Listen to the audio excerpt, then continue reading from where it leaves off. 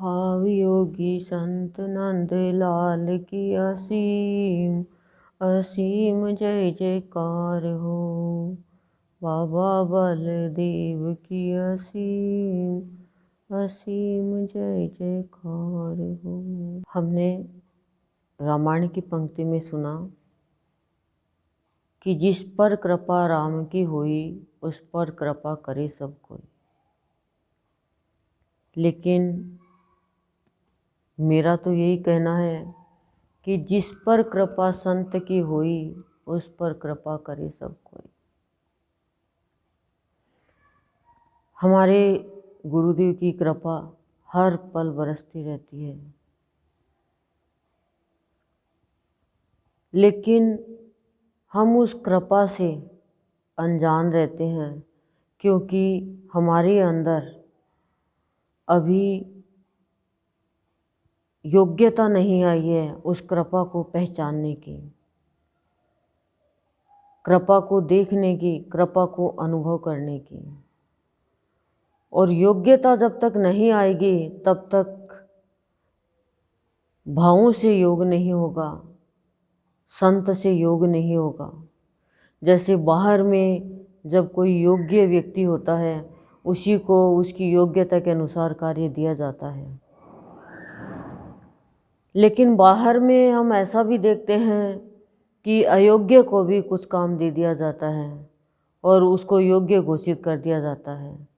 जब अयोग्य को कोई कार्य दिया जाता है, जिम्मेदारी दी जाती है, तो वो व्यवस्था को खराब कर देता है, वो सब में फूट डाल देता है। क्योंकि उसका रास्ता है वो स्वार्थ का होता है, वो स्वार्थी होता है और स्वार्थ होने के कारण वो निस्वार्थ भाव से कोई भी कार्य नहीं कर पाता है, तो वो संत की नज़रों में अयोग्य ही रहता है।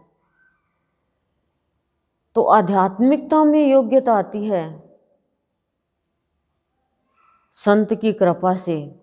जब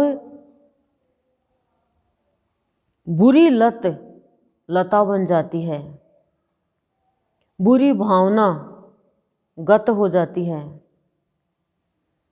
हिंसक वृत्तियां शांत हो जाती हैं और ये खत्म होना ही जीवन को उत्सव बनाना है। संत के तो हर घड़ी हर पल उत्सव का रूप रहता है। इसका कारण क्या है? शुद्ध भावना, शुद्ध विचार। यदि विचार भावना इनमें स्वार्थ है, भेदभाव है, बुराई है, तो बाहर का उत्सव तो मना लेंगे लेकिन जीवन उत्सव नहीं बनेगा, हर समय उत्सव नहीं बनेगा। तो संत हमें प्रेरणा देते हैं कि मेरे यहाँ तो हर पल हर क्षण प्राणी का जीवन उत्सवमय रहता है। उत्सव का मतलब हर पल प्रसन्नता, और प्रसन्नता रहती है तो उत्साह रहेगा और वो उत्साह ही उत्सव है। लेकिन ये सब कब होता है? जब प्राणी के अंदर में भावों की, सत्य की, स्वयं की ज्योति जलती है। ज्योति के ऊपर से आवरण हटता है। अब कोई भी अच्छी चीज़ है चाहे बुरी चीज़ है, बिना ज्योति के ना अच्छाई दिखेगी ना बुराई दिखेगी। बिना ज्योति के बाहर में कोई खराब चीज़ भी पड़ी हुई है तो भी नहीं दिखेगी। जैसे हम कोई चीज़, मान लो कोई बीन रहे हैं कोई अनाज, या कोई टाका लगा रहे हैं, या कोई चीज़ देख रहे हैं, तो उसके लिए भी ज्योति चाहिए। और अच्छाई के लिए भी, किताब पढ़ने के लिए, अच्छी चीज़ देखने के लिए, टीवी देखने के लिए, या कोई काम करने के लिए, इनके लिए भी कहते हैं ना, अंधेरे में टीवी देखेंगे तो भी आँख खराब हो जाती है, उसके लिए भी रोशनी चाहिए। तो कह रहे हैं सद्गुरुदेव कि वो प्रकाश, वो ज्योति जब जलती है प्राणी के अंदर में और वो ज्योतिर्मय होता है संत की ज्योति से, तब वो जाकर योग्य होता है। और ये ज्योति जलना ही जीवन और समय को उत्सव बनाना है। ज्योति कब जलेगी? जब बुराई से अच्छाई की ओर चलेगा, हिंसा से अहिंसा की ओर चलेगा, पाप से पुण्य की ओर चलेगा, निंदा से प्रशंसा की ओर चलेगा, दुख सुख से ऊपर उठ जाएगा। उसी का जीवन ज्योतिमय, उसी का जीवन उत्सवमय है। और उसी के ऊपर संत हर पल अपनी कृपा करते हैं। देखो, प्रहलाद भक्ति करने जा रहा है, उसको कितना सताया जा रहा है, पर उसके इष्ट ने उसके ऊपर कृपा करी।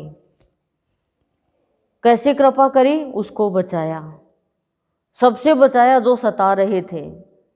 तो हमारे गुरुदेव ने भी क्या किया? हमारे अंदर वो व्याकुलता देखी, सच्चाई देखी,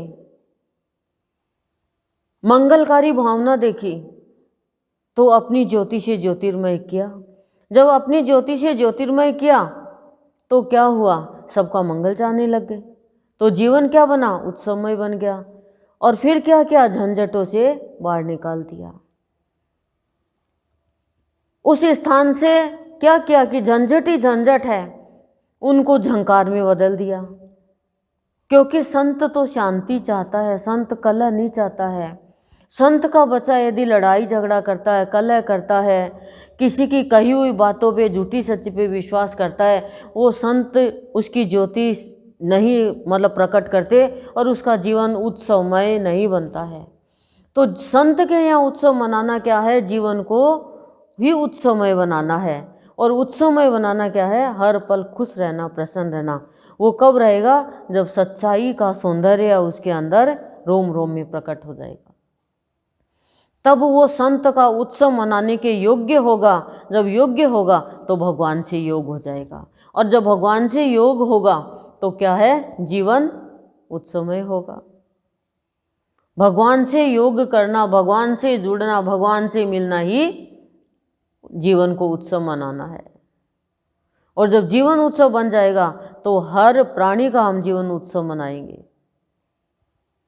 हर प्राणी का जीवन समय उत्सवमय बना देंगे हम, यानी खुशियाँ भर देंगे। उत्सव का मतलब ये नहीं होता है भजन गा लिया, प्रवचन कर दिया और भंडारा ले लिया। उत्सव का मतलब होता है भीतर में सच्चाई, भीतर में अच्छाई, भीतर में सत्य का भाव, भीतर में भाव, संत का भाव।